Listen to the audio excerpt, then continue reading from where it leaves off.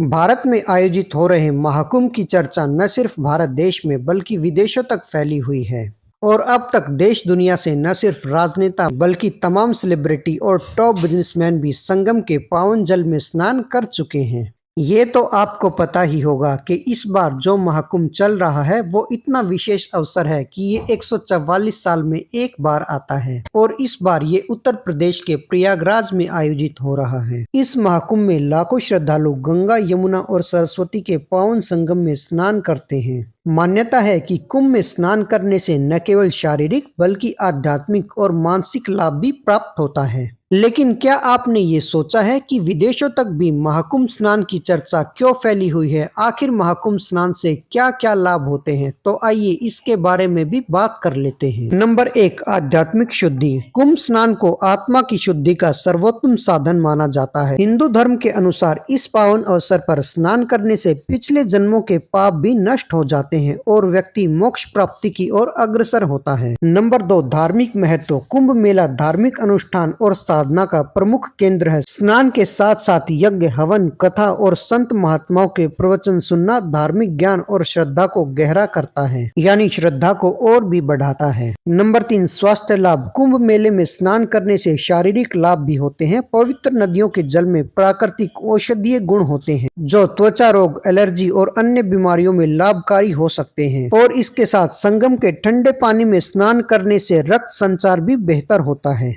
Number 4, मानसिक शांति और सकारात्मक ऊर्जा।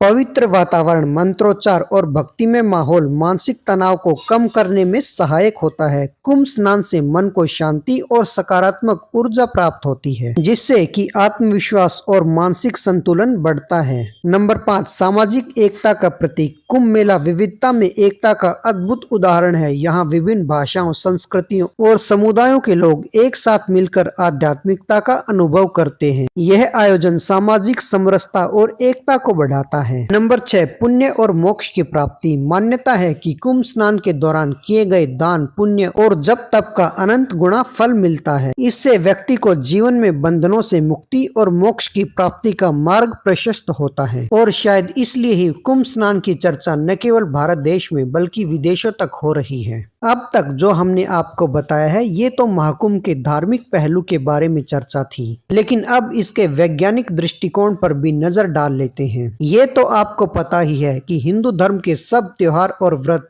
साइंटिफिक कैलकुलेशन के बेसिस पर होते हैं, क्योंकि सनातन धर्म या फिर यूं कहें कि हिंदू धर्म पूरी तरह से वैज्ञानिक है। अगर महाकुंभ से जुड़े विज्ञान के बारे में बात की जाए तो महाकुंभ स्नान गुरु ग्रह की चाल पर निर्भर करता है और महाकुंभ मेला तब आयोजित होता है जब सूर्य, चंद्रमा और बृहस्पति ग्रह विशेष ज्योतिषीय संयोग बनाते हैं। गुरु ग्रह को ज्ञान और धर्म का कारक ग्रह माना जाता है और ये 12 वर्ष में अपनी राशि बदलता है। इसलिए कुंभ मेला तो हर 12 वर्ष में आयोजित होता है, लेकिन महाकुंभ के लिए और भी विशिष्ट संयोग होना चाहिए। जब बृहस्पति, सूर्य और चंद्रमा विशेष नक्षत्रों में विशिष्ट स्थिति में आते हैं तब कुंभ मेला आयोजित होता है जो 12 वर्ष में होता है और ऐसे 4 कुंभ मेलों के बाद यानी लगभग 12 गुना 12 144 वर्षों में एक बार ऐसा विशेष ज्योतिषीय संयोग बनता है जिसे महाकुंभ कहा जाता है और इसलिए ही 12 पूर्ण कुंभ मेलों के बाद महाकुंभ मेला आता है। यदि आप 12 की 12 से गुणा करेंगे तो 144 आएगा